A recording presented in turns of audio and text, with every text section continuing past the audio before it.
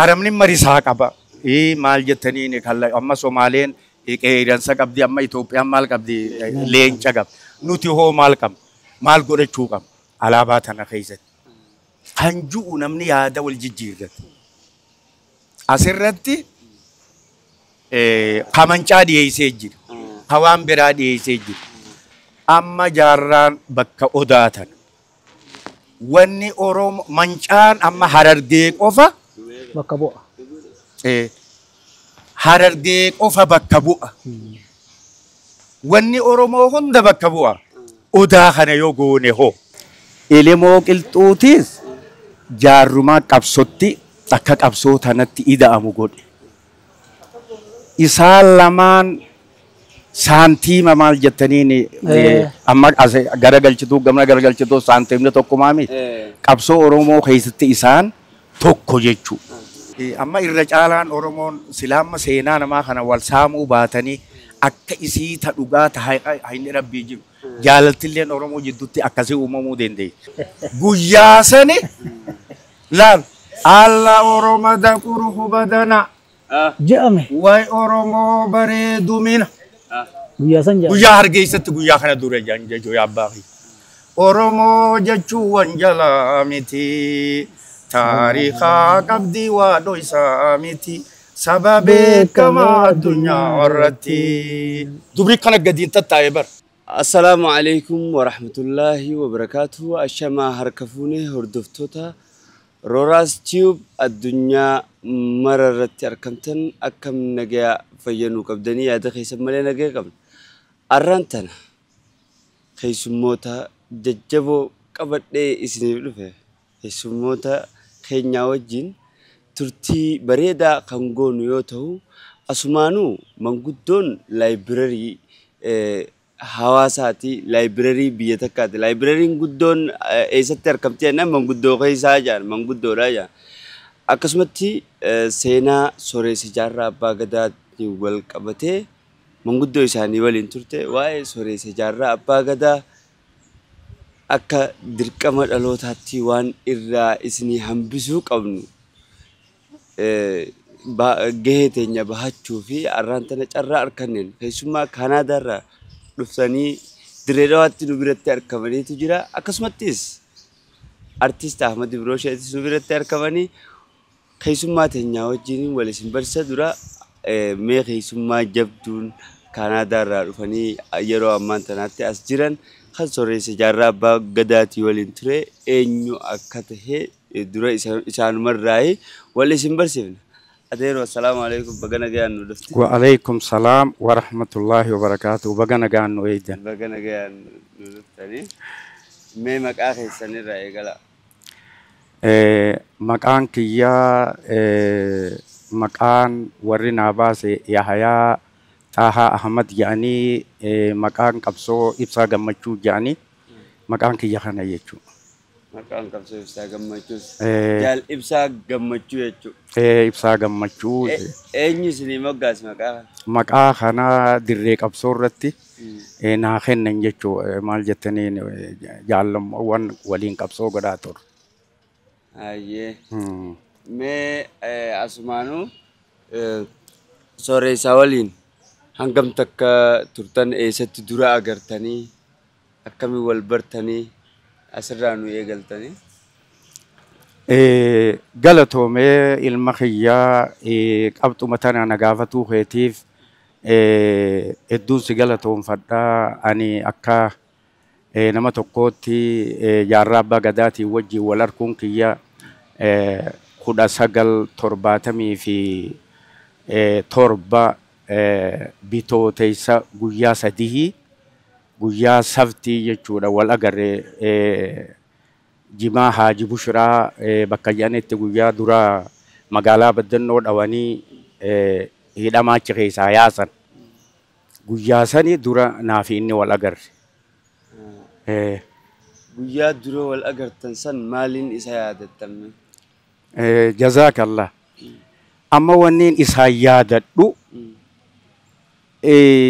amma Oromoo wanni jaantun ani akaakoo kiyyarraan dhageenye Aayyoo guddoo tiyyarraa hin dhageenye abbaa fi haadha tiyyarraa isu hin dhageenye. Ati maalii jechuudha na gaafate. Ani islaamaan jeen. Natti qofleetuma.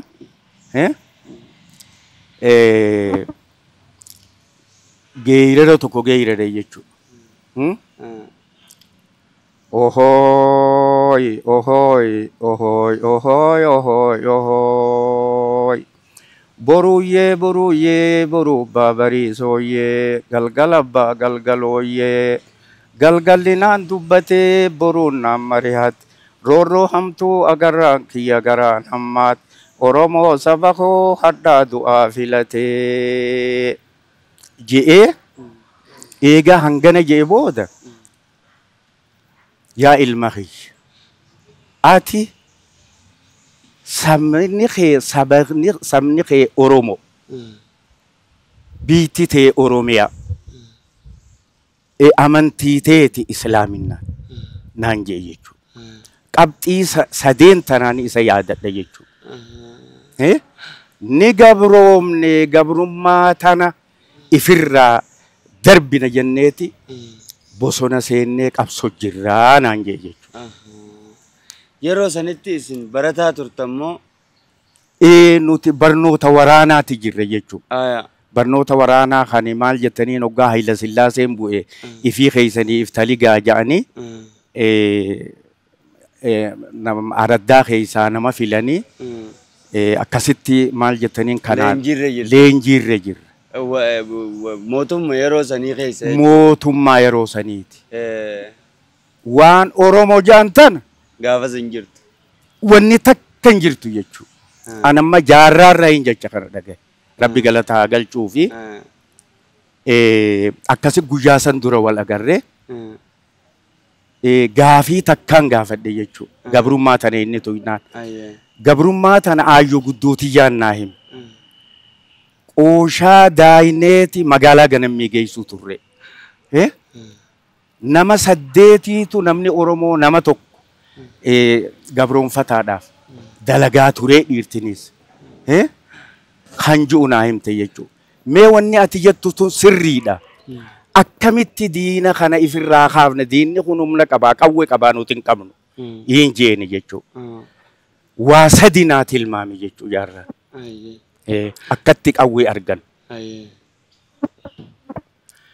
Takka diina bakkuma fedhe haa ta'u, ka jalaan dhufe haa ta'u, ka gubbaan dhufe haa ta'u. Deemnee jara kana keessa seennee hidhannee gara adda bilisummaa Oromoo dhufu. Gaafa sanii dargiinis karaa Finfinnee kanatti nama barsiisuuf nama oofuu barbaada. Karaa amma Fadis kanaanis biyyoo waraabatti Somaaleen nama barsiisaa jirti. Bakka lamaan tana seennee hidhannee karaa adda bilisummaa Oromoo dhufuu. Karaan tokko kana haaje tokko immoo dhoynee diinarraa hiikkachuu. Sadeeffaan ammoo ifii keenyaa tolfachuu waan jiru natti dubbate jechuudha.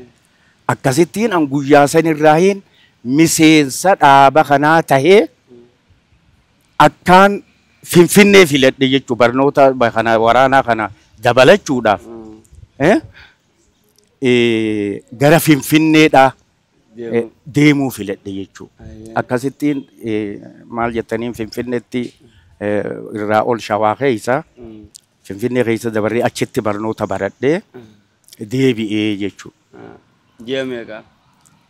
Ji'a 3 achitti baranne ji'a 3 moo 4 achitti baranne eebbifama addunyaalleen dhiyaattee magaalaa Finfinnee guddoo keessatti eebbifan. Nu eebbisan. Hoogganoonni addunyaalleen dhufee guyyaa sanachitti nu eebbisan jechuudha. Nuti immoo waan Oromoo tanaan nu keessa jira. Amma lafa hunda keessa deemneeti maal jettaniin hunoo Harar kana dhufnee lolaa amma Harramarraa jedhan keessaan jiree jechuudha. Dargii waraana Itoophiyaa taate. Waraana Itoophiyaa tahee nama dammaqsaati fi fadisiin karaa gobeellee erga'a lafa jalaan jechuu yoo Oromoo jaan kunis ijjeessa. Warri dargii kunis. Wanni inni jibbu Oromoo. Akkasi jaarraan karaa lachuutuu duraan nu hime ni lollaani. Gabroonfataa gubbaan gad dhufuus, ka jalaan dhufuus, ni lollaani ka Oromiyaa nama barbaadu. Hunda abbuma fedha. Somaaliyaas duraan nu hime. Siigalee. Itti aansuudhaan artisti Ahmed Ibroosheetis nu biratti argama. Mee artisti Ahmed Ibroshee ibsuudhaan nu jalqabaati. Sagammachuuti wajjin asitti keessattummas galma abbaa gada'aa kanuma dhorkamuu ture san odaa keenya kana jala teenye isaa wajjin haasawuun kiyya hedduu natti dhagayama. Hedduunaaf waan guddoo takka haa ta'u malee immoo ibsaa bakkiniin itti bare ani dirree qabsoo irratti hin bare. Dirree qabsoo irratti isa bichaa odoo hin ta'in jaallan dhumee isa rabbi rahmata haa godhuu fi warreen wareegamee isa rabbi jannata haa qananiisu haa jiruus rabbi nagatti haa ta'u haa dhukkubellee rabbi haa aafiu ibsaa akkasitti ani dirree qabsoo irratti hin bare ibsaa yeroo san itti gaafatamaa keenya guddaa ture isa irratti wanni hundi isatti dhiyaatti isa dirree qabsoo san irratti hin bare isa dirree qabsoo tana irratti nuti dammaysituu nuun jaa jaarraa abbaa gadaa takka hawwisoo nuun hin jenne dammaysituu nuun jaa. Dammaysituu maali? Dammaysituu ummataa, daawwitii ummataa. Namni waraana nama kaasuus dammaysituudha. Namni waraana dhaabuu danda'us dammaysituudha. Saniif gaafa san inni garayyuu bobba'ee hoggaa dhufu achi nu goreeti nu bira kutaa ibsaan akkasii wal barre naaf ibsaan dirree qabsoorra wal barre jechuudha. Harranjiinii. Hedduu galatoomaa jaal ibsaamee isinoo Ahmed Ibroshee maaliin yaadattanii? Galatoomi akkuma ammaa obboleessi kiyya Ahmed Ibroshee jee kanatti dirree qabsoo irratti wal barree hedduu dirree qabsoo tana keessatti walitti dhiheenya qabna. Isaan dammaysituu hawaasaa fi waraanaallee akkasitti maal jettaniin waan takka takka irratti maal jettaniin wal dubbanna waan isaan dhiheessan keessattiis ni ilaalaaf ni ilaala isaan soriin godha jechuudha.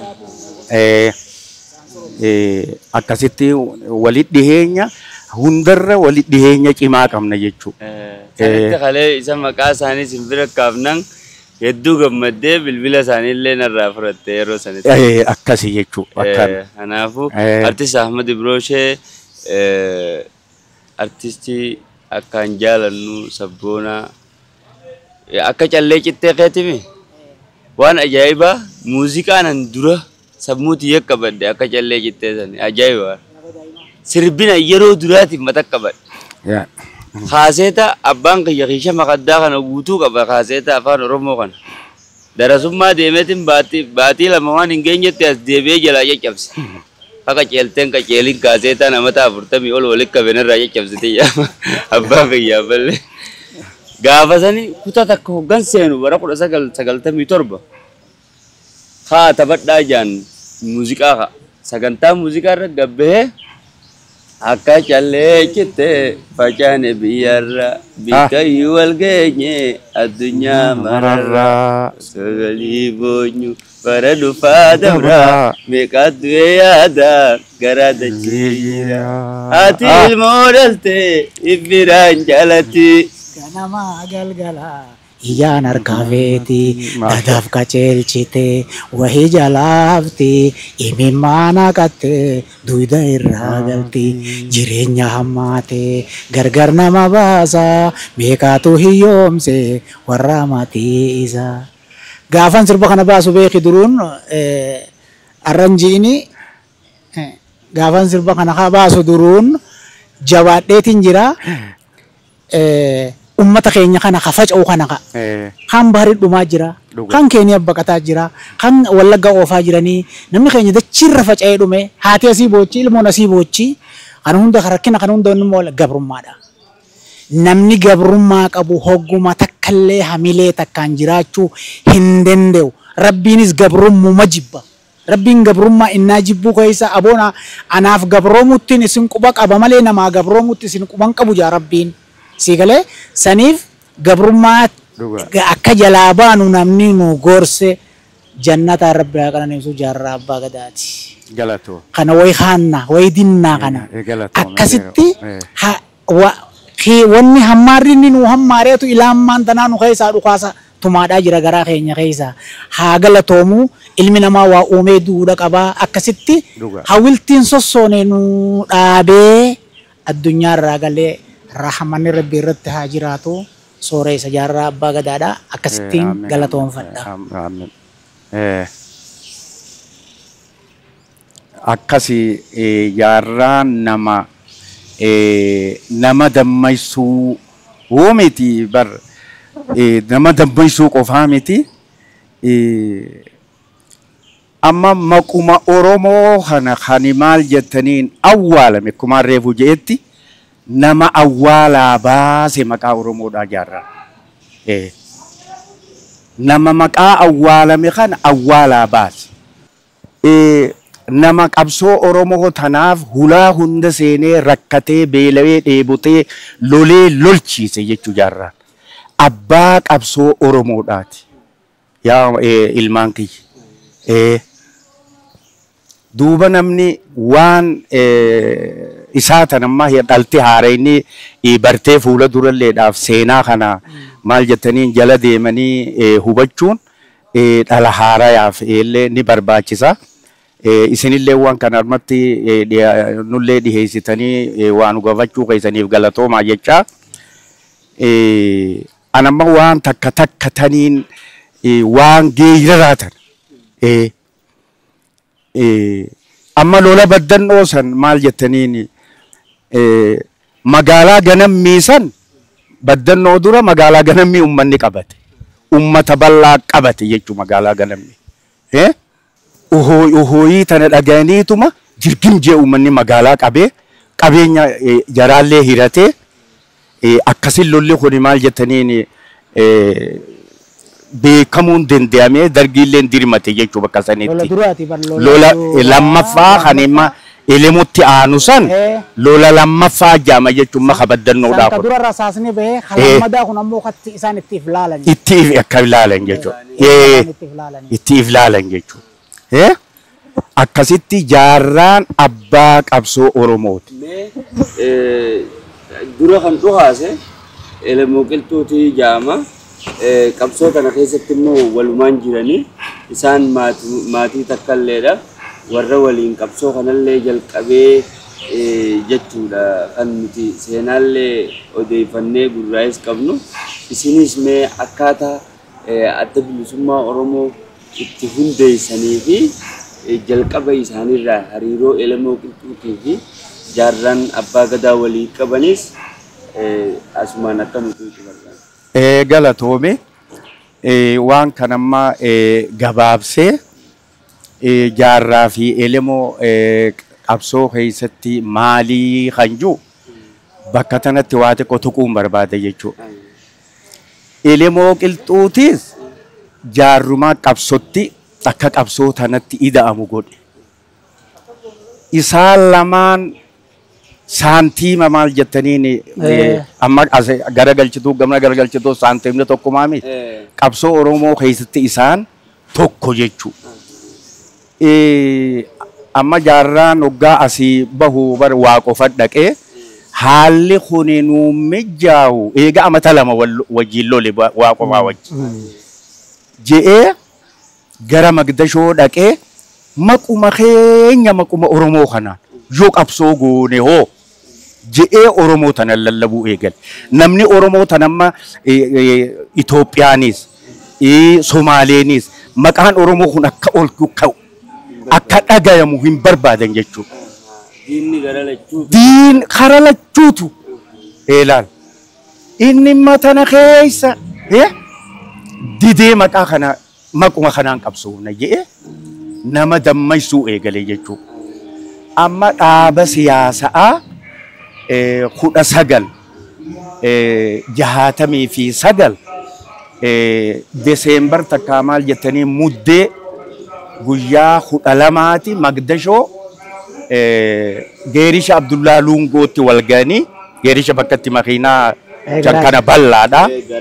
Garaaja kana bal'aa kana xaawwatanii taa'anii achitti adda bilisummaa Oromoo tana ijaaran jechuudha. Amma jaarraan qabsoo tana keessatti qoonni inni qabu osoo rakkisanuu osoo maal jettanii wanni tun hin taatu jedhanii aboo nuti Somaalee aboon taanu nuti Somaalee galbeetiin taanu. Somaalee waryaan taanu. Somaalee galbeet lamaanuma kana bar Somaalee ay kaallee jedhan amma Afariis. Somaalee aanteellee ni jirti jechuudha galatoo. Amma tana hunda aboo amma eenyu Mahammuu Sheekh Mahammad Bookeerra waa takka dhagayuun dhabdan jechuudha. Ziyaa Barree dura jaarraa wajji nama dhaqe jechuudha. Nama wajjin dhaqe. Ziyaa Barree waan isaan deemaniif Oromoo tanarraa garagaluu dinnaan yaamaa fidaa jedhee dura dhiyeessanii idin ku qottide dibi gaggeet lagu hidhe jeje Mahammad Bookeerraa dhaga'uun dhabdani. Qottuun dibicha muka hidhaati. Eenyu isinirraa hiika. Jaarraan nama urjiin irratti eenyu Ziyaa Barree urjiin irra dhangalaatu kana hoggaasa mootummaa qabatee irra jiru kana harka baase jechuudha. Akkaan amma isaan sani hundarraa dhagayetti. Ani eenyu irraa hiika duuba haada san nu hiikarraa hiiku. Nuti Oromoo amma coraan kiyya huyyoo kanan muran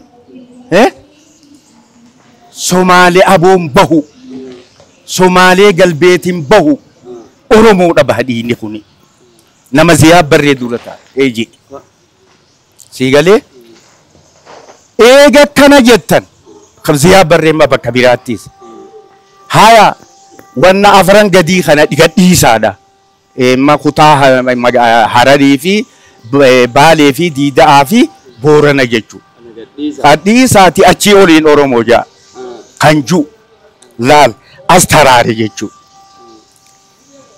As taraare jaarraan. Amma asii ol simuranii asii oliyyoo ma deemisiin jedhan takka asii gadiin deemee jedhan ni deemtaa Ziyaa Barreetiin jaarraan. Hin deemu. Oromoon akkasii addan muramtu. Nama Ziyaa Barree dura taa'ee je'e jechuudha jaarraa abbaa gadaa. Jaarraan akkasitti elemoo fi ma'ee bakka jaarraa jettu san waliin dhaaba kana jaaranii 1960 fi 1970tti gara Adan deeman jechuudha. Jaarraan amma guyyaa 28 Janawwarii ammajii jennu tana 28tti karaa Adan deemee nama if dura ergee jechuudha. Nama waraanaa akkasitti eessa dhaqanii Adaniin Suuriyaa dhaqanii Suuriyaa barnoota baratanii Iraaq dhaqanii kilaash namni Itoophiyaa durana Itoophiyaa miti Afrikaa durana jaarraa abbaa gadaati. Abbaan fedhe tan haaluun danda'u. Isaaf kenname dura dursoo. Dura dursoo Iraaq irraa jaarraaf kenname jechuudha. Seenaan hiyyeessa qabu Alii Birraan baanu sun takkanaa tana jechuudha. Afrikaa Somaaleen hin qabdu. Itoophiyaan kilaash hin qabdu. Akkasitti maal jettaniin jaarraan qabsoo Oromoo keessatti tokkoffaa nama akkanaati. Elemoo waliin amma as deebi'anii jechuun nama achi barate kanaa wajjin adan taa'anii nama 36 wajji jaarraan nama 36 wajjin tuujii limoo jee maal jettaniini bahara seene tuujii limoo ni beektaa maal jeniinu gabshaan daay dooniidhaan Otoobar guyyaa 17 adan irraa kaanii nama 36 wajjin dooniin karaan baddee zeeyilaa fi looyaddee jidduu buluwaat bakka jaaniin sanitti guyyaa 19 jechuu baatuma Otoobar tana achitti dura rasaasa isaantu achitti maqaa Oromootiin dhukaase. Nama tokko Ramadaan Kaliil jedhaniiti achitti irraa wareegame jechuudha. Elemoo Qilxuu yoo nuti rakkoon nu dhufte yoo rakkoon nu dhufte isintu seenaa. Adda wal fuudhan jechuudha. Yoo rakkoon nurra dhufte isinis seenaa. Meeshaa lolaatis waraanaas adda baasaniiti maal jettanii jaarraa fi elemoo akkasitti deeman. Jaarraan faan amma guyyaa 19 kan qabaman jechuudha. Namni tokko achitti irraa du'e. Lolli taheeti. Qabamuu isaanii tanarraa ka'ee elemoo Qilxuu karaa duulumaasiitiin niin baasa jee karaa biyya Arabaa kanaan ambaasota Arabaa kan maal jettaniin Somaaliyaa keessa jiru. Ijibbaata cimaa godhee dadhabe. Dadhabnaan meeshaa isa bira jiruu fi waraana isa bira jiru fudhateeti 1973 dhuma jechuudha. Guyyaa 23 karaa afariin carcar galamso jechuudha. Xirroo bakka mareefu ati tuytu tana hardiin bakka jaan achis dhaqanii achi seenanii achitti maal guyyaa amma du'uma isaaniitiin ima guyyaa lola guddaa godhanii Seteembar jechuudha. 74 akka lakkoofsa warra dhiyaatti 1974 ji'a shaneeffaa guyyaa 5 nama 7 wajjichitti isaa wajji nama 7 wareegaman. Lollimma elemoo godhe kun lola akka mandiisuuti Habashatti. Wanni Oromoo jaan arraan tana kaate tamdu maali? Qiyaamummaan nu buutetu maali? Bakka jiruu gufuufe jechuudha. Lolli kun maal jettanii Oromoon ammoo bakka jirtuuyi dammaqa olaanaa dammayti. Gammadanii. Siigalee akkasitti wareegama elemoo kana faaboon Somaaleen oduu hunda quba qabdi jechuudha. Isiinis Somaalee galbee jechuun nama gadhiiftee jee. Lola elemoo kana keessa nama lamaatumma kan Somaalee galbeessuun akkuma elemoo fala dhayinna jaanii achillee wajjin du'an jechuudha. Warri Somaalee galbeejjuu namuma keenya kana magaalaa warra karaa magaalaa Harar kanaan siyaa akkasitti achitti namni lama achi wajji du'e jechuudha. Kuni kana amma kanaa booda Somaaleen wanni nuti qabneerra teenyu kunoo biyya keessaa eegalamte firraa jara kana gadhiifnoo jechuun gadhiisan. Jaarraafa. Akkasi gallakkifaman. Isaan achi baasuu dadhabnaan elemoo jala kanaan seene jechuudha. Karaa afaniin seene. Baneetu achi isa gallakkisiise. Sochiinni asii godhe wanni nuti humni nuti asii qabnee taa'u jirruun biyya keessaa nu dhoote. Dhootee gadhiisa. Mul'is abbaa gadaamma Erittiraa wajji baratee achii ka'ee elemoo faa kan silaa boru qunnamu elemoo faa narra dhuma. Kanaaf gabaasaa kana fuudhee Magdashoo dhaqe. Jaarraa faa hidhaa bahee walii wal Abdisuurii faa jaaniin namni Somaalee wajji walitti dhiyaatu tokko jira. Korneela walitti geesse mul'isii fi jaarraa huggisii dhaabaye. Amma namni kun hundi magaala seennate hidhaa faana Bara inni kun karabbiiti yaa abbaa kiyya. Laalla. Namni hundi suuqaa seenna. Jaarraa kan amma ilmoo irraa mudawwar uffatee achii ka'ee maal jettaniin mul'isii wajjin gubeellee fi ererseen kaan amma oliin kutu waan niin gabaabsa. Akkasitti waraana qawwee lamaan waraana jaaree jechuu haareetti. Hiriiroon ilmoo fi jaarraa abbaa gadaa dhaaba tokko laalla doonii takkarra jira. Namni karaa diinagdeetiin karaa maal jettaniin adda addaatiin maddii dhaabbatee qabaataaf jechuu ilmoo. Yeroo mamma isaan sossoo'an biyya Somaaliyaa keessa godhan saniis namni waraanni irra qubatu. Namni maal jettaniin asii namachi guuru maallaqa noolii baasee irraa kafalee ilmu kun Mahammad Umar Qaadiiti. Kan amma alaabaa tana lafa kaa'e kan. Amma bakka tanatti alaabaa tanallee wayiin jechuu barbaadama. Ati Mahmud Sheekh Mahammad Bookee nama qunnamee jiru. Bakka alaabaa tanaatti qisho waan inni itti gufadhuuf hin qabu. Amma namni gariin maal jettaniin Hayilamaariyaam Gammadaa faatu waan kana godhee hajuu jira yaa mucaa kiyya. Amma teessumaanii wanni kun laallaan yaadamee lafa kaaya.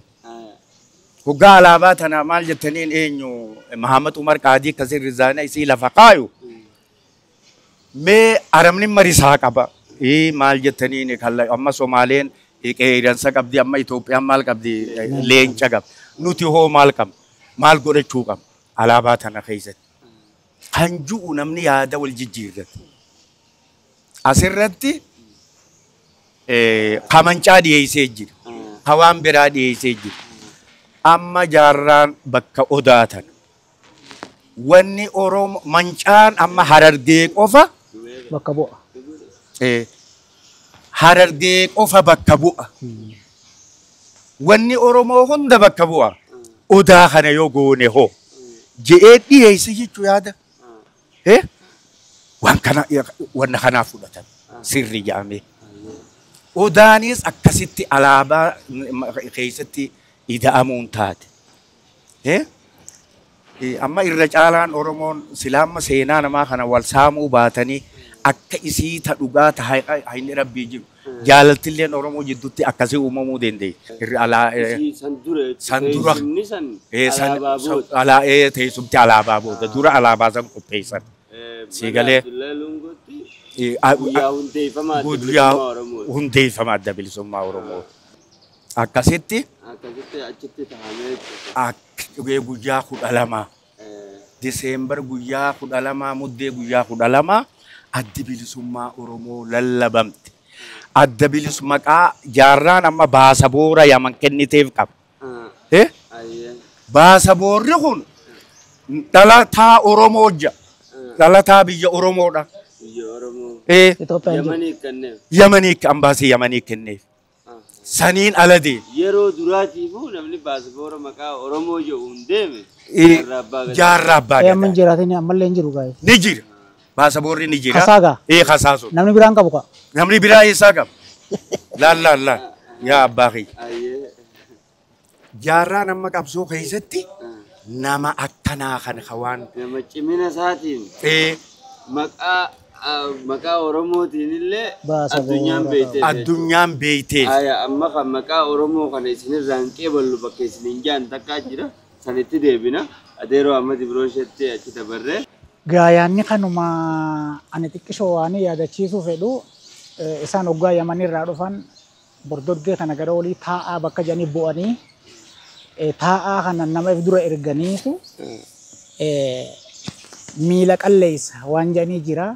Miila qalleessa kana carcarka isa erganiiti kun akka waabeen deemtee waa ilillii fi bishaaniif wanni waraabdutti akka kanniisatti dura erganii waa wanni guuranii beeyte. Taa'aa bulaniiti taa'aarraa awwaareetti ol banii awwaareerraa bubbeetti bu'anii bubbeerraa qaraaru gaddachaan. Qaraaru gaddachaanii guyyaa sangaa mulaatuu hammoonaa kun bishingaa Oromoo irraa guure hunda gurguratuudhaaf Haile Sillaaseen amma ni jira bikkan. Bishingaa kana gurguratee janga duruu marrajaa waa dhaganii bishingaa kana gurguratee karaa irraa maquu fedha qabaatee achi dhaqanii irra qabanii namicha achi dhawan guyyaan safti ganama za'a afurii qabame namichi. Naam irraa dura lola kanaa dura. Kana. Ganama za'a afurii qabamee nuti ganama gurguddaa kana warri gammoojjiidhaa horii tiisa gurgudduma kana horii jala yaa'a. Hoggaa inni qabame gaa beerri hundi gaa ni boboo'ee yoo keenyaatti isaanumatti tolfatee abbaan tuytu beena saruma guddifatanii. Akkasitti qawween itti ilaalanii ganama za'a afurii qabanii achi oolchanii namni guyyaan saftiidha magaalaa yaa nama waan qabu duuda kaatee yaa kan agarsiisaa oolanii beera. Gaashan hin jiru irra booda. Garsiisaa oolanii galgala guyyaa sa'aa sagalitti nam sadiin dhawan. Nutichee horii achi jirra gurgudduma kana horii eeyinaa. Rasaasa sadiini nam tokko sadiinis sagaliin dhawan. Dhagaan gaafa san isaan irra dhawan ammallee baqu jira. Duraan nama karaa deemuu irra salaata dhagaan bal'aadha. Dhagaa san irra ciibsan aduu keessa. Mulaatu. Achi lajoo jechaa oolee wanni liyyoochi hin gallee achi boodanii dhawamee mucaa warra san korocee tokko tasiinu duraa dhawamee isa san akkasii fuunee cophii gabbuufnee halkan wasaasaatti yaarree inni cina cophitti hafee waraana nurra banee namuu baqate. Elemonaa fi elemu fuulli keenya wal arkuun biroo dursoo gaafa sanii guyyaa inni rasaasa dhabu sana. Gaafa san na keessatti hin dammayne eegas gaa wanni na keessa facaase Gaaddisa Abdullaahiiti. Gaaddisa waa'ee Oromoota na keessa facaasee wanni summiin biyyaa na baafte taana jechuu yeroo ta'u. Akkasittiin barbaadee ammas qaxxitaa arma gad dhufee onoo isaanii wajjin waliin dhufuu dandeenye. Elemoo akkasitti isa baasuudhaaf jecha ukkaamama hagoogame san irraa fottoysee achitti gallakkisiisee jaarraalleen bahee waliin qabsoon itti fuftee jechuudha hanganaan irraa beeka. Dubbiin isaa amma hedduu waan na gargaaraa irraa takka qabxii guddoo kaasee jira barre. Amma wanna san biraan kun ni dheeratti jedhee. Amma inni bakka san achi jira. Achi jira. Waan bakka san jiru namicha dhawanii midhaan namaa hiran san. Harkaan himu jiran. Harkaa himu jira bar. Yaa galatu.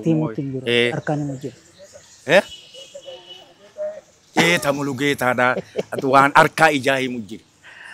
Xiqqishoo bakka tana narraa nifatinaadha. Ergaan inni nu erge sun lafa dheertuu nu naanneessitee Somaalee keessaas nu geessitee Somaalee tana keessatti riphifnee tumayyoo Oromoo jaan nama jeesanii hiree xiqqoo takka rabbi nuu fidee waraana Somaalee galbeekka jaan kaa'ama guree jansan. Nama Oromoo kana lafa jalaan dammaysine.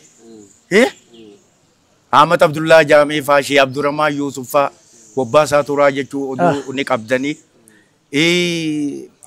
Nama Toofiq Usmaanee faa nama kanaan wajjin nama kana dammaysinee guyyaa arbaa salaata zuurii irratti jijjigaa fi wacaalee jidduutti walitti koottaa jennee nama keenya walitti qabnee namni 400 walitti dhufa.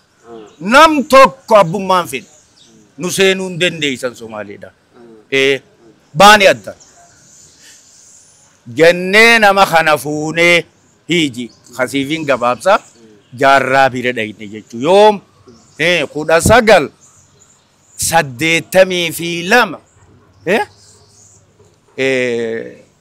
muddee Deseembar guyyaa 15 jaarraa wajjin akkasitti jechuudha katabee mayyuu waliin nu geesse waliin dhufnee haara waa jaarree dhaaba bakka deebifnee kophuu jedhama inni hoggis goda keessa. Akkasitti lolli guddaan nuu fi dargii jidduu deemee jechuudha. Jaarraa yeroo san goda jedhu. Godata yeroo tan. Isin ala jirtan. Nu ala jir. Ergaa nu erge san isa nu maal jettanii Shee Yuusuf janii sheeticha tokko jira isa dirree dhawa erginee baasa boora baafnee fi Suudii jira. Suudii isa finnaa jenneeti if jaarree Shee Abdurrahmaan kana if dura keenye akkasitti nu sagantaa tana maallaqa guuru jiru. Mucaan amma Awurooppaa jiru kun fi namoonni biraa katabee mayyuu naasisaa jennaan nama xayyiib warra fadis dhaloonni mucaa gurbaa kanaati. Naasisaa haatini beeyta harka kana dhawaa. Akkasitti bokkoo duubaan dharraayyoo jedhanii dhaqe jechuudha. Achi katabee mayyuutiin wal arge. Akkasitti nama kana booda jaarraan fidee katabee wal arkanii guyyaa nu qaaxaranii guyyaa 15 Deseembar achi nullee bakka adda addaa jiru dhaynee dhaaba haaree ijaarree lolla eegalle.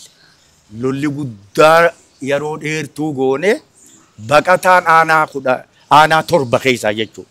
Aanaa 17 osoo hin ta'in aanaa torba keessaa nu jala baqate. Kana Soodaan nutti hin dhiyaatu Jabuutiin nuun fudhatu. Bakka geessinu dhabne.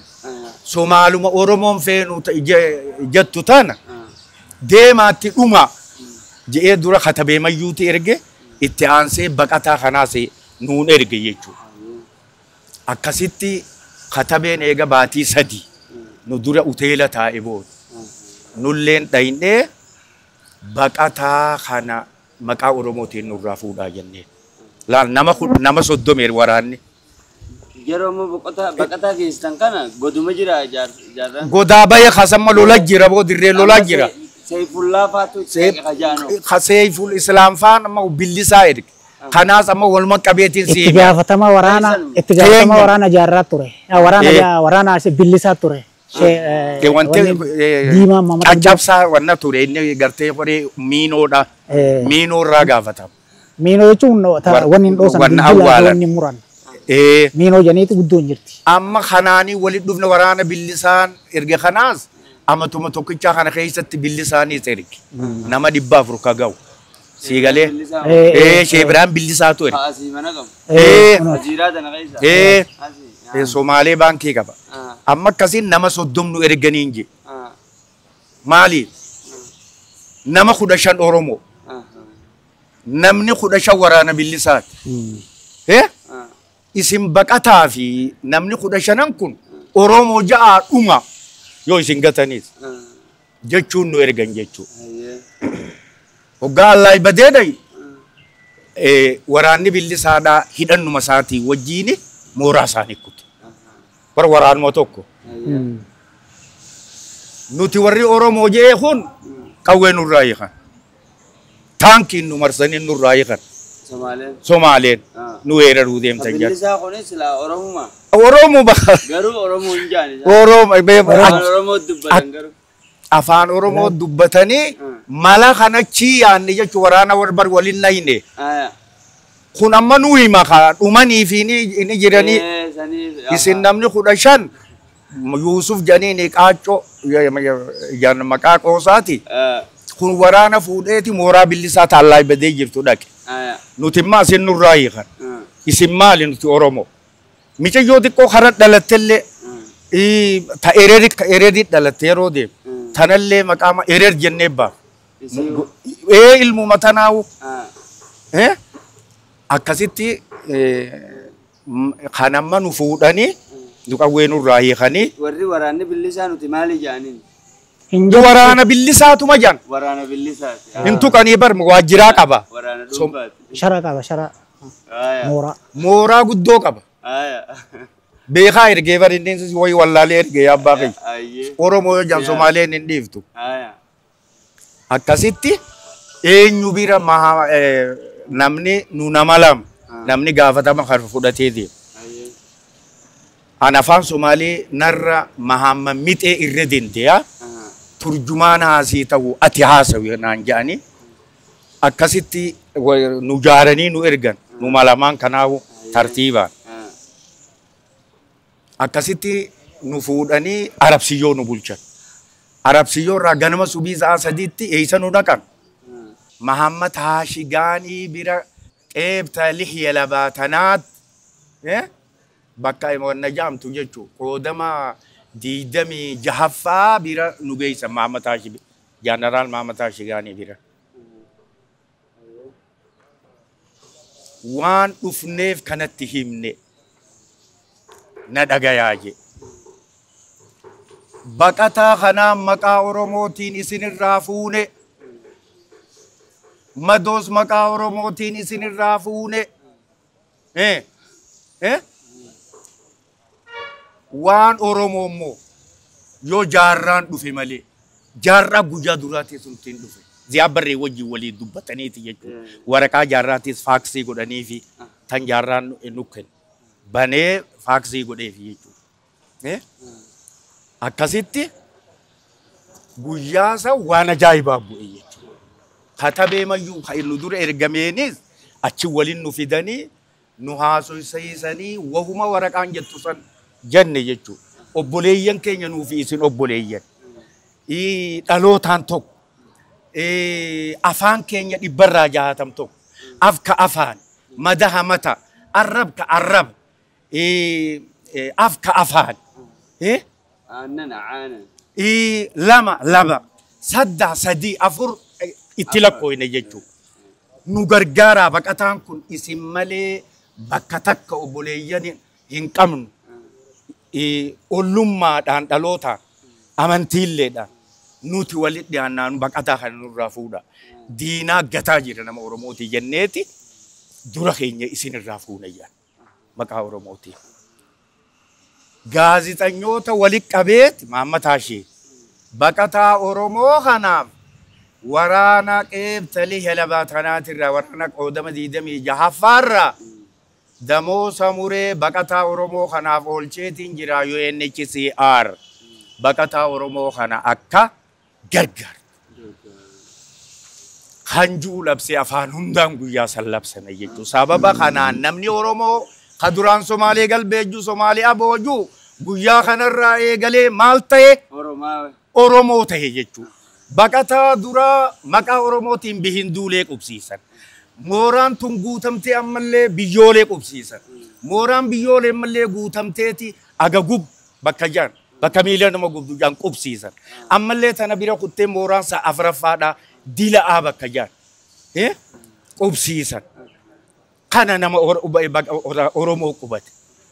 Ma wanni yaadan amma guyyaa kana baqataan Oromoo achi jiru hundi aadaa isaa hidhatee aadaa Harargee tana gaabee laal akkanatti wanna jettu tan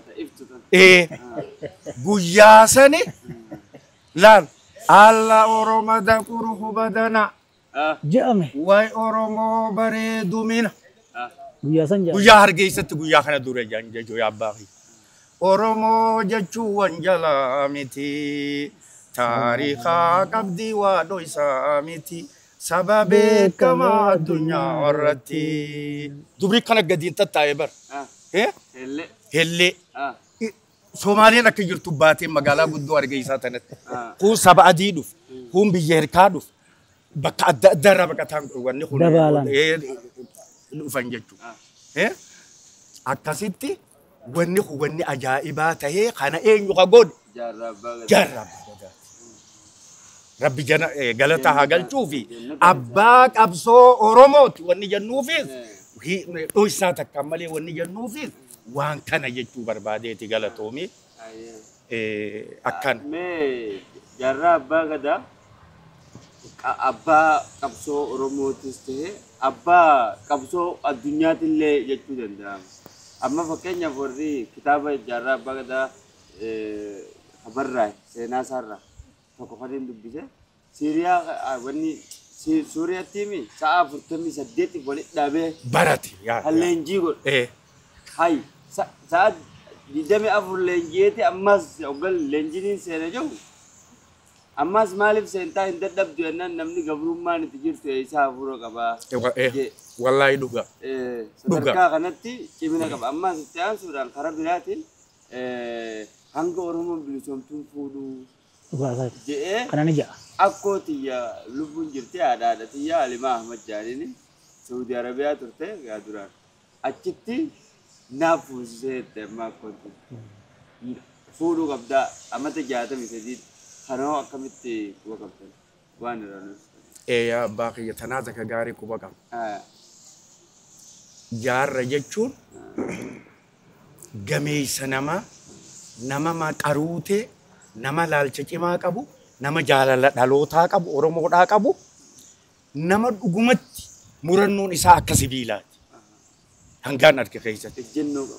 ajjennoo qaba hin fuudhuu jala haqee dide jechuudha laal amaan maaliif hin fuune jeeti shee amaan Suudii ture Ibnu Baaz itti aanaa Ibnu Baaz kun jechuudha Oromoodha inni maallaqa kiyya yoon fuudhe qabsoo tanaan laaffata yoon ani fuudhe qabsoo tanaan laaffata waan dhaabaati waan dhaaba kanaatiin maal jettaniin hin fuudhu anaatu eega ati tana yaadde laallaan eega ati tana yaadde kum soddom qarshiin Itoophiyaa gaafa san qaale laallaan baatitti kuma soddom naa sii mura jeeni jechuudha galatoomiyaa sheekha keekamaa sheehamaan galatoomii an amma fuudhuurraan qabu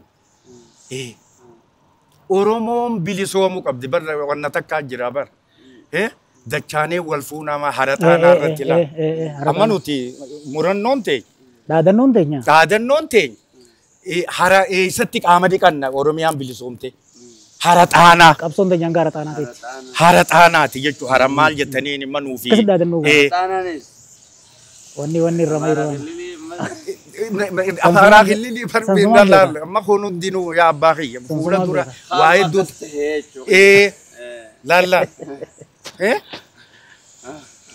bar wanni hundinu haraxaanaa tana qaama dhiqannee xurii gabrummaa firraa buut an amma guyyaa biittituun jijjiiramni kun fiinxa bahuu isaa hubadde jechu guyyaa abiyyii fi keessaahuu maal jettaniin baacaa dabaleetii fi buraanuu duulaa buraanuu maqalee seenan guyyaa saniin shaawaraan seene bakkaan jiru haraxaanaan dhaqqabu laalla wallaahi kanadaa keessatti laal akkana maxaana dhiqatee bar xaanaa sanillee mattumaan dhiqachuu ta'a bi'iznillah yoo rabbii keenyaan jee jala deebisa kan wajjala ga'uu baate si geessira amma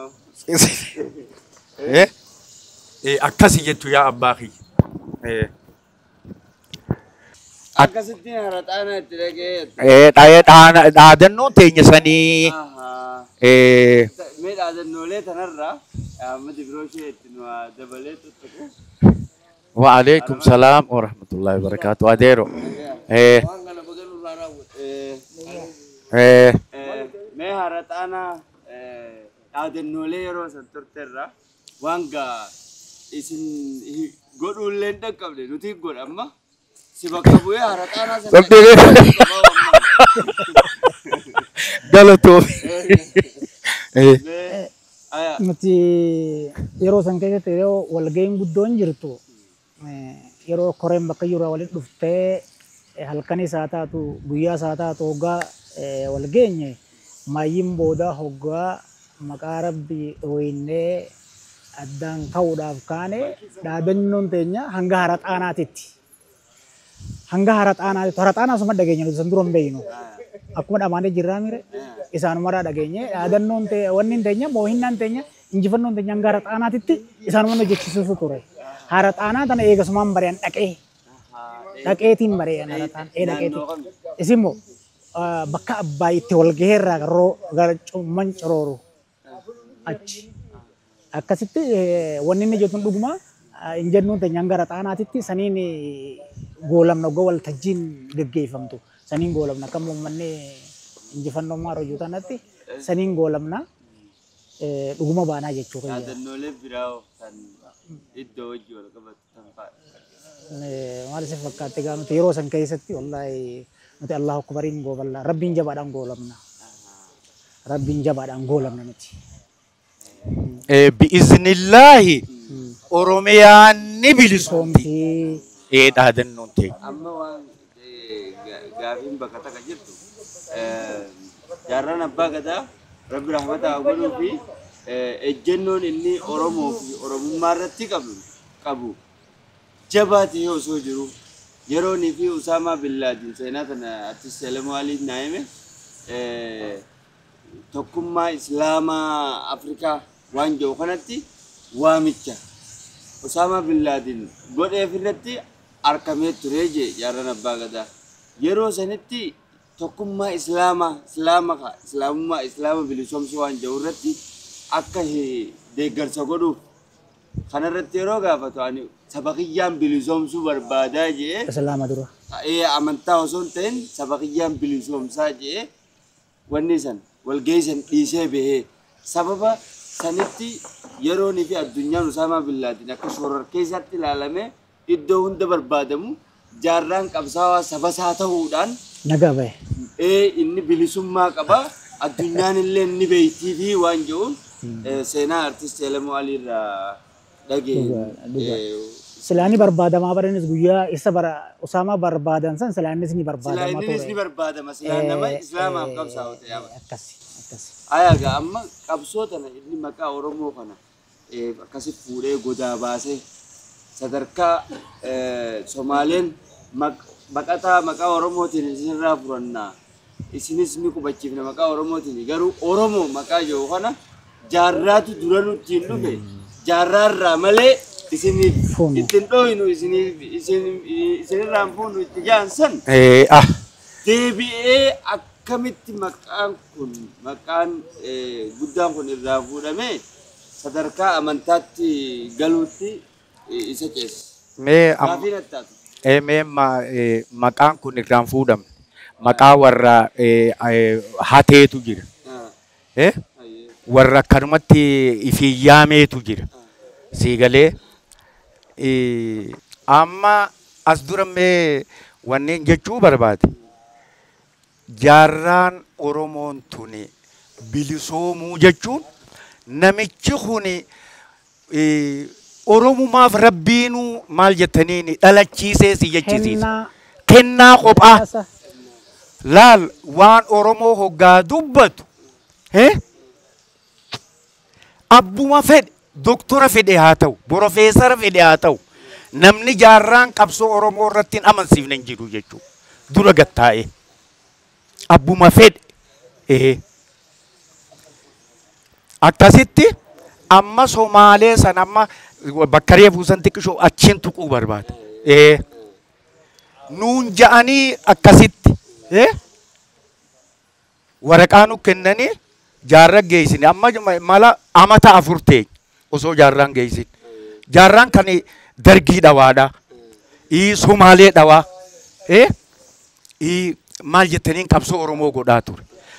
Somaaleen tun akkam gooti jaarraa kana kan jiru amata 4 qoranne jechuudha. Eegas booda eega wanni kun humaa godhuu hin danda'an jedhanii maal jettanii hubanne booda Magdashoo dhaqe jechuudha jaarraan. Hargeessa geessinee namni roga adda addaatiin keessa jirra. Waraana jaarree bara machi keessatti. Amma guyyaan hunjaan kana booda lafti dheertuu siifin gabaabse. Hidhannoo siifii kiyyaa fi Mahamad Haashigaanii sanii fi Mahammad Sa'iid Moorganirra naa fi Abdiyyee Darfaa fuudhe. Siigalee hidhachuuf waraanumaa udirree banannee mooraa billisaa tan guyyaa duraa nurraatti hiikanii waraana billisaa geessaniis jaarraa qabate mooraa san malee mooraa 3 kennan tan waraanni Oromootti baratu. Dubbiin siigalee kana booda jaarraa geessine. Geessinaanoo gamaa gamanan jenne jechuudha. Somaaleen obboleeyyan keenya haa galatoomanii baasaboora guyyaa duraa footoo jaarraatii fi tanama isaa wajji jiru facaasan san arra laal. Kunoo ishee Maammaxaammee akkatti kennaniif maal jettaniin ishee Maammaxaammee jannaani ni jire jechuudha. Mana siyaa barree isaa fi ishee Abdurrahmaan Muudaa fa'aa dhaqe. Jaarraa nama akkanaati jennaan yaama hoggaasan migreeshina dhaqanii jaarraa baasaboora kennanii fi karaa dipiloomaasiitiin ilaa Paakistaan, Afgaanistaan, Khaliija Arabaa kana hunda keessa deemee maal jettaniin dooniidhaan wanni adda addaa as foororfatte jechuudha. Kanarratti cabxii wannaa taate jechuudha. Cabxii ziyaa barreedha. Tana hanganaan tuqee si bira kuta. amma maaltu karaa san achi deebise. Amma tooftaan yeruma hundaa jiraachuu barbaachisa. Kun imma maqaa IFL'otti jijjiiramuun kun 1985. Somaaleen madaquun keenya 84 jechuu akka lakkoofsa siigalee. Kun sababa gayaa qaba.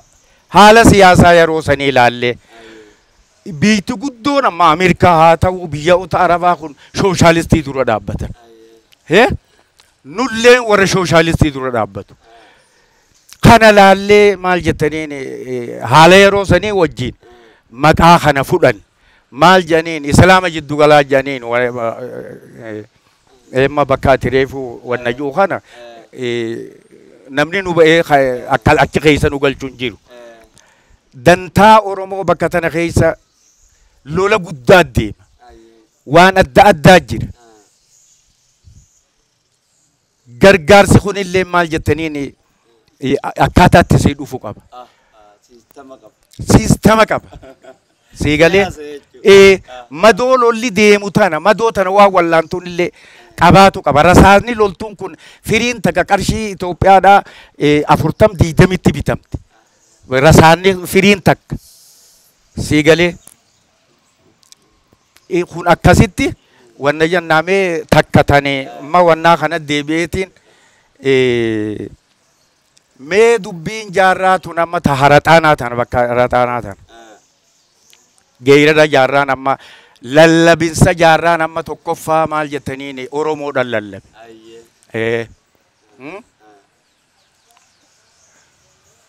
Ohooy ohooy ohooy ohooy ohooy ohooy Oromoo saba kooti saba faaruu galaanaa saba lammii jagnoota guddina kee jajanii heddumminaa daranii laga yaatuu mormorii xaanaan dhaloota keetii fudhu waraana keetii afuufi garrii teetii.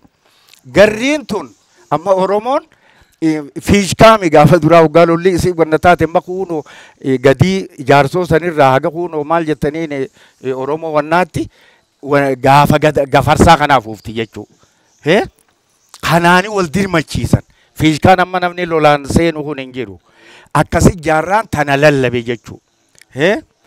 Boruuyyee boruuyyee boruu baabariisooyyee galgala abbaa galgalooyyee galgallinaan dubbatee boruun naan marihat roorroo hamtuu agarraan kiyya garaan hammaat Oromoo saba koo haddaa du'aa filatee. Duumeysa rooba seetee hurree galaana seetee gabroonfataa maali seetee kan hin duune seetee gafan doollaa muka boolla waraabeysa afaan dhiiga yaa gabroonfataa ta'ammaa dhiisii ta duruu kan isii baddu seetee. Een horii keenya fite gabroonfataa siifi waraabu malee midhaan keenya fite gabroonfataa siifi jaldeeysa malee dhiiga keenya tuute gabroonfataa siifi tukaana malee fokkataa du'a fojo fojo sidduulu malee qeyroo sikkaasu malee Oromiyaarraa si baasu malee Oromoo saba koo mana bultii waan mallee. Hoggaa jaarraan jee abbummaan fedhe kalolo kanarraa dhaabbatu hin jiru jechuudha. Sagalee guddoo lallabee teekkaddaa. Geeyra rabo. Geeyra amma kana guyyaa walit dhufne sanna kenne jechuudha. Guyyaan amma duraa faafame jechuudha kane mul'is faa wajjin gadi dhufe. Guyyaan amma ganammeessan ohooyitan faafame jechaa ture jechuudha amma maqaan faafam jedhanii. Amma guyyaa booda walit dhufne kana 82 san anatti kennaniitiin ani waraabe akka waraabu na godhanii kaasixaan ganda keessa deemanii jedhan jechuudha. Oromoo tulluu dhiisee adal majiidi dhiisee duraan anaaf dhiisee biyya tooti gadhiisee dubartii qooshaa daayisisee dhiira farshoo baachisee wayani waa namaa miti Oromoo saba koo yoon gabroonfataa wilii fidhiisee jaarra jechuu abbaa kiyya tana gara. kaasita jechuudha. Keessa kaanii kaasita natan. Qilaa shooqiyya hullee abboon galaanaan binne gosti kaaloonaan dhooyne hiriyaarraan fudhanne qilaa shooqiyya hullee Oromoo saba koo lubbuu tiyyaan itti gurguree. Ohooy ohooy ohooy ohooy ohooy ohooy. Borayyo borayyo bora ege somaya qarrin foon abbanannaan kaninaan kufluunsi egeeran darra kaayannaan jabbile loonisi utaalchaaf nalaalannaan ammaan lolatti beeke miil tokkorra dhaabbadhee waraana koo itti darbe lubbuu baateen dhaqqabne Oromoo saba koo reeyfaan dhaqqabe jaarra jechuu kajeetan. Akkasitti geerarri kun kamaal jettaniini Oromoo tana ittiin sossoose jechuudha. Siigalee. Kaasita numa waraabdan guutuun nu bira jira. Gaanuma bira jira. Sagalee isaatiin gaafa sana akkasuma waraabamee qaamee san ni badee. Soone bar amma inni guyyaa duraatii bakkee seenaa yaadatuu qabdu. Inni ni qopheessa. Taa'ee sammuun isaa kana yaaddeeti qopheessa. Ni oomishti kana sammuun isaa. Sammuun jaarraadha. Laal amma faafamiitu jechaa tureen jamma gaafa uummanni bal'aan ganamni horii magaalaa ganamni qabate san kaasita faafam jennaan. Kajaarraa faa labbeetii ta'ee maal jettaniin gama goobeellee kana fiti. Siigalee achi booda ana kenna. Naboodallee duulaa yaayyaa kan dhaloota warra carcar. Duulaa ni beeka jechuudha ammatti. Koree fayyaa. Koree fayyaati minni hagirnoo fi loluu ture san. Kayee hagirnoof san. Kun duulaa mana haakimaati.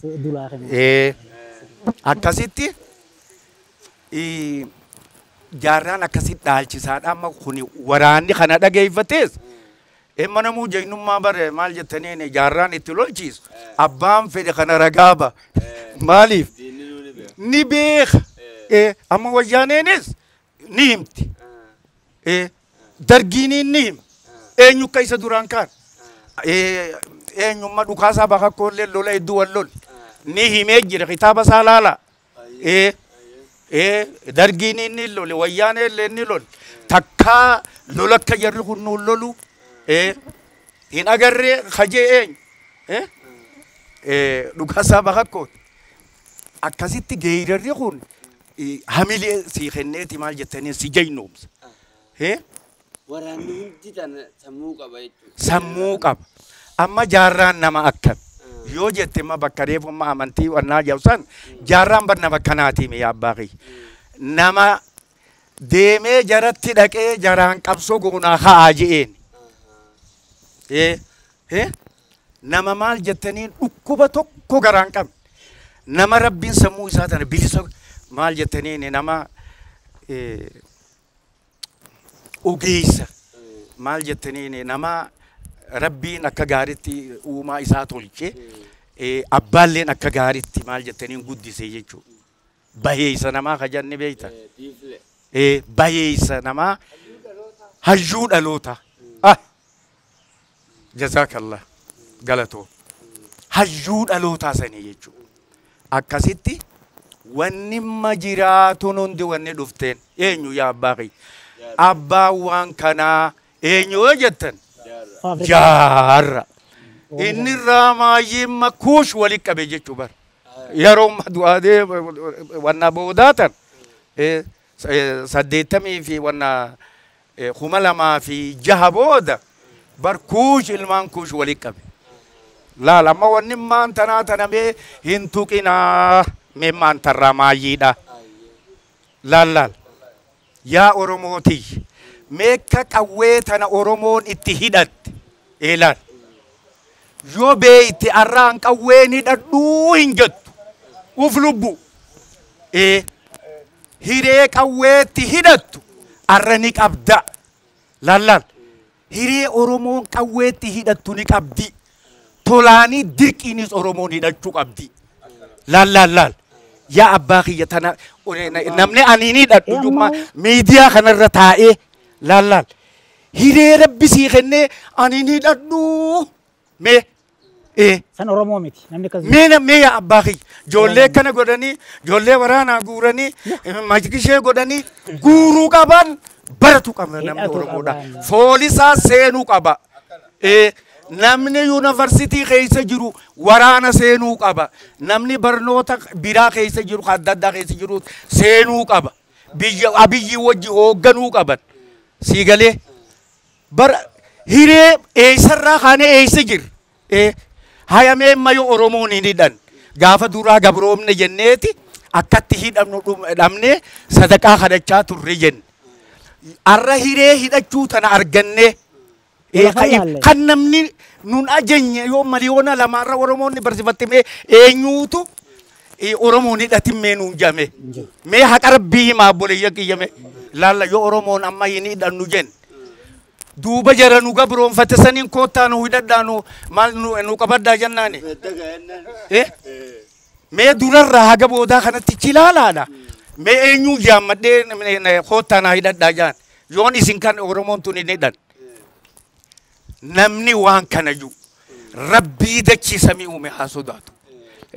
Namni dantaa Oromoo laalu Oromoon haa hidhattu haju. Faayidaan hidhannoo fi waraanaa maali?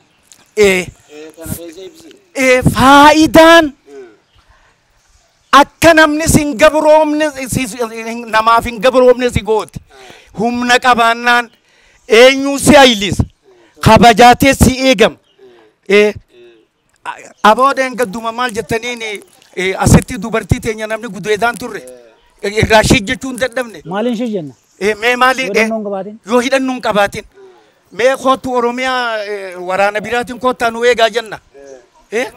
Achi deebina kaa bakka irraa dhufne san. Mee bakkamsaan amata 300 hudduu duuba deebine jechuu. Gurbaan ma jiru Abiyyii kanaa wajjin nama gaarii harkattan. Oromoon hin baanaa bara. Namni Oromoon hin hidhatin jiru. Namni Oromoo irratti Oromoo arraba kalama godhu. Amma mucaa Joohar kan amma duraas eenyu Kaalgaariitti dhaabbadhu hin jee. Ammallee hiree tanarratti dhaabbadhee Joohar dhaabbadhu. Hiree Oromoo dhaabbadhu.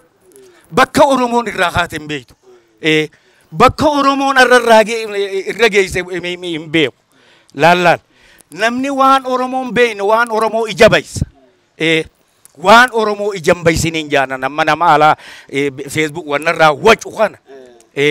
Mee yoo aangoo barbaade hawaasa Oromoo dura dhiyaatee keezii isaa maal jettaniin haada isaa Oromootti himatee Abiyyi ati sin barbaannu Joohar filanna yoo jaan ummanni haa filatu.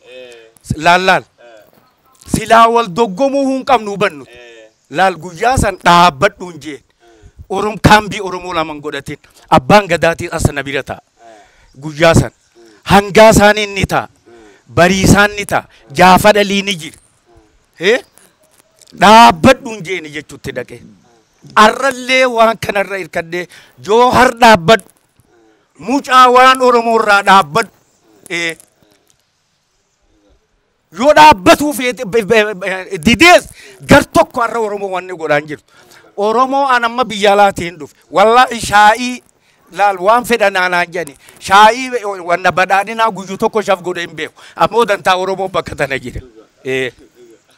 Dantaa namaatii miti. Siigalee waan Oromoo tana faalleessitee bakkitti nu arra akkamitti mee jara kanaa wajji dhaabbanne mee abbaa kiyyame.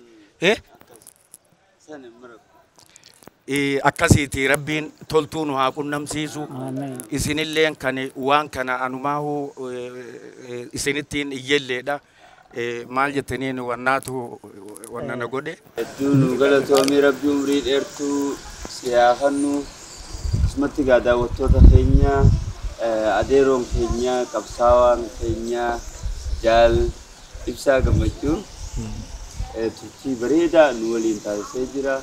Waan barnoota irraa fudhattan hedduudha kan kana keessatti isiniif dabre. Kanaafuu rooraas waan garaa isin roraasaa qalbii isin roraasaa isin qabatee ammallee isiniif deebi'a hayyoota akkanaa kana ammallee irra deebiidhaan isiniifin barbaada sabiskiraayib godhuudhaan waliin turaan afeerraa fayyaa iddoo isin jaaladda nagayaan naa jiraata.